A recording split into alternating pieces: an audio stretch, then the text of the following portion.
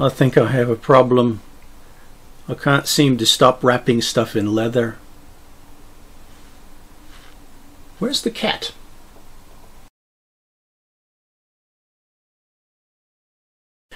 Okay, bad Mike's been in isolation way too long humor aside, I promise. I wanted to do a quick follow-up to, well, my follow-up video on the Cold Steel Norman sword, specifically where I talked about rewrapping the grip in leather and adding a couple of risers, and then we looked at some of the other swords I rewrapped. Now, since then, I have, well, as I mentioned, I think I have a problem because I went ahead and wrapped a couple of swords that I said I probably wasn't going to wrap. So let's take a look at how that turned out.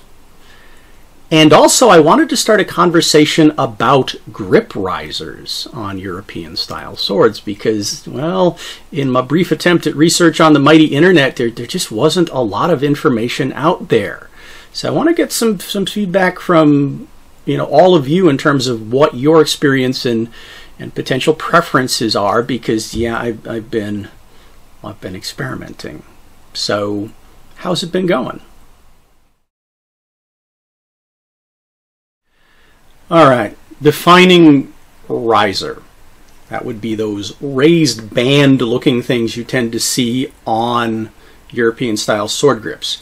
Now, according to the articles I could find, they have three primary functions as far as anybody can figure out. Nobody's apparently totally sure. So I guess the proof is in the pragmatic application. One, they look nice. They could be just decorative. Two, they do seem to have a function in helping reinforce the grip. So they could be reinforcing bands to keep stuff from splitting. That makes sense.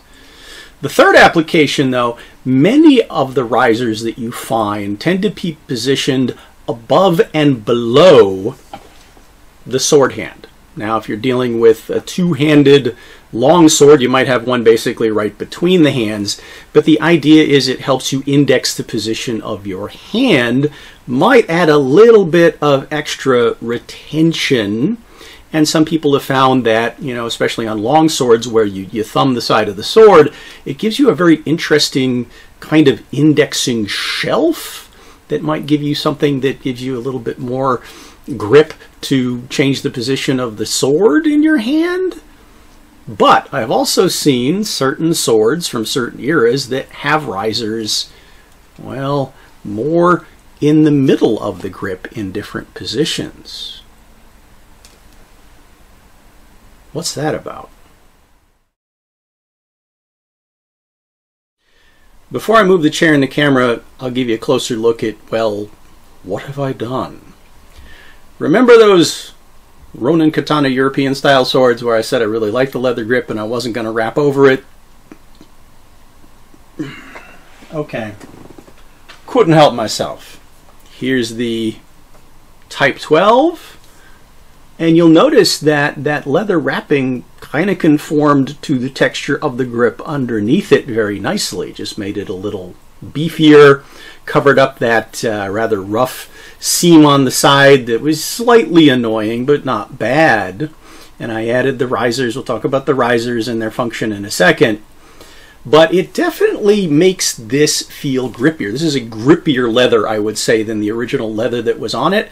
And one of the other things I mentioned about the Ronin Katana European style swords and their leather wraps specifically is that for some reason they all smelled like, well, basically something very bleach-like.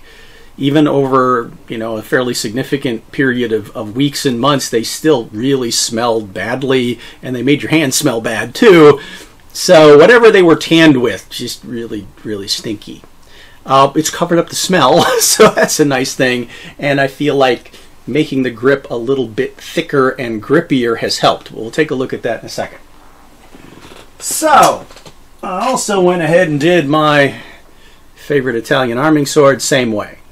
Basic leather wrap over using the 1/2-inch leather cord and then riser top and bottom.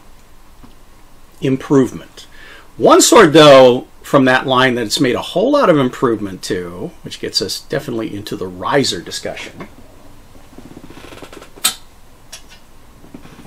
is the Beowulf, this monster. Yeah, this has been really hard on my wrist.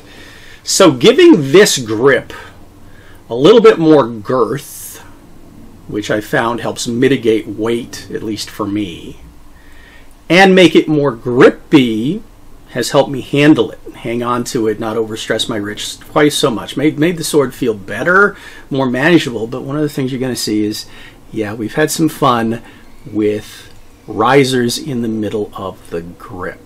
Talk about that in a second. Now, I certainly also did add a single riser to this one as an experiment. We'll talk about that and how that's potentially improved stuff, which gives me, again, a sense of how risers can work for you. But when it comes to multiple risers on a grip, showed you my Cromwell, I went ahead and went for, all 3 mid-grip risers on this beast too. What's the result? All right, let's start simple. Riser top and bottom. Now, I haven't gotten into dealing with the long swords. I have a feeling that on the cold steel grips, for their long swords, their risers are kind of more aesthetically than functionally placed, but we'll talk about that in another video.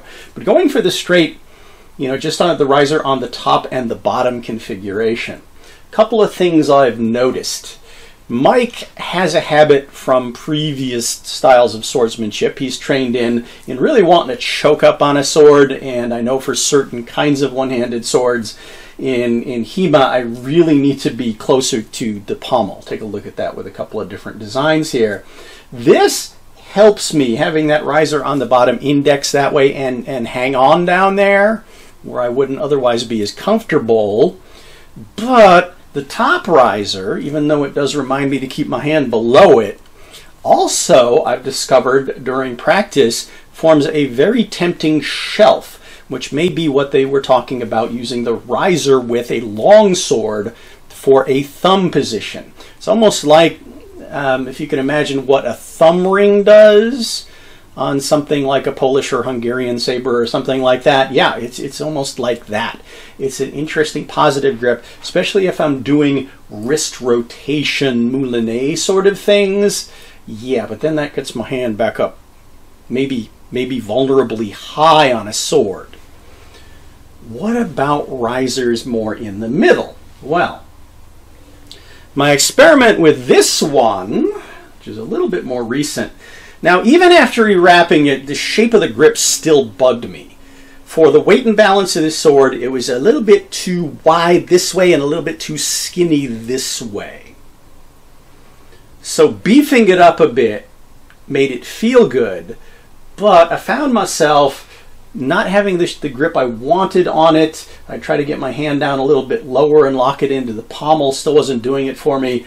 I felt I was most comfortable when, my thumb hooked that upper riser. So I figured, okay, well, let's put a riser, basically forms, where you finger a quillon in many ways, but also allows me to have a thumb shelf. So it gives me a place to lock in my index finger and my thumb in that top end pinch grip.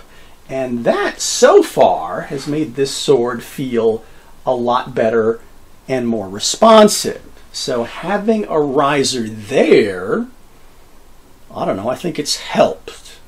Let me know if you've had any similar experiences. But what about going, shall we say, more whole hog with risers? Now, on other kinds of weapons I don't want to talk about that come with finger grooves, I find I usually don't like those, especially if there's more than one. If there's a top finger groove only, kind of like this, that's usually fine. But if it's got grooves for all my fingers, my hands just aren't very, shall we say, normal sized. That's A, never fit me, and B, I found tends to put pressure on the sides of my fingers. It's uncomfortable because, yeah, that's where the nerves are in your fingers, guys. It's on the side. So anything that's taking impact, recoil, whatever you want to call it, having something hard sticking between your fingers, not necessarily the best idea. But does it help grip?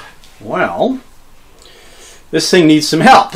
And I did see a Viking era sword. Actually, I think Cold Steel's version has something like this too.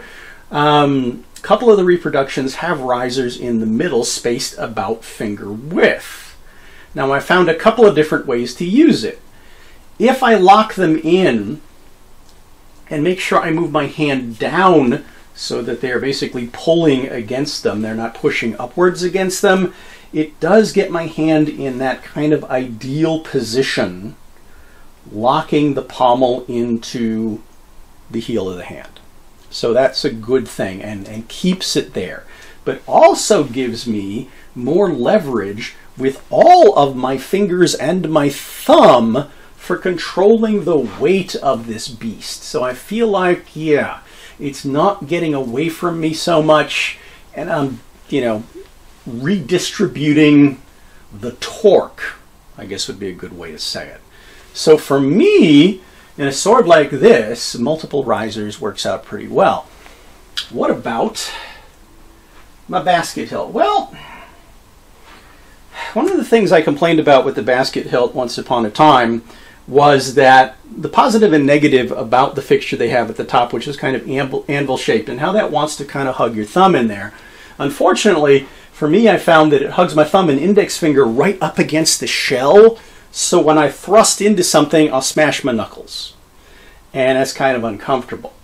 Having the risers in there gives me a different, set of shelves to put my hand on that also redirects the palm of my hand into this nice curvature down here of the pommel. So the edge of my hand is sunk into that particular place in the basket, which feels pretty good, doesn't really dig into me, gives me a lot of support, but it also gives all of my fingers, that extra leverage to control the weapon and move it around.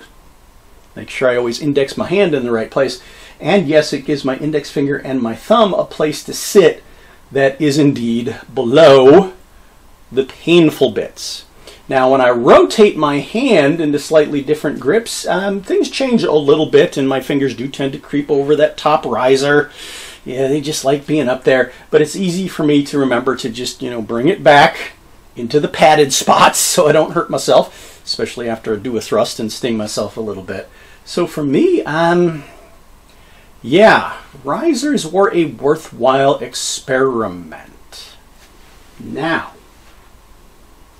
I haven't gotten to the long swords yet because I haven't gotten a whole lot of time to work with the long swords yet. The weather this year, again, has been just very uncooperative. But I hope to be able to get outside and do some more training with the larger weapons. I'll let you know how it goes. But until then, yeah, let's get a conversation going about risers. What do you like? What do you dislike? What's worked for you? Any particular style, orientation, position that you appreciate or really found got in your way and gave you a hot spot on your grip? So let's talk about that. Otherwise, until next time, as always, thanks for watching, following, subscribing, sharing, commenting, and I hope to see you back for, whatever I do next.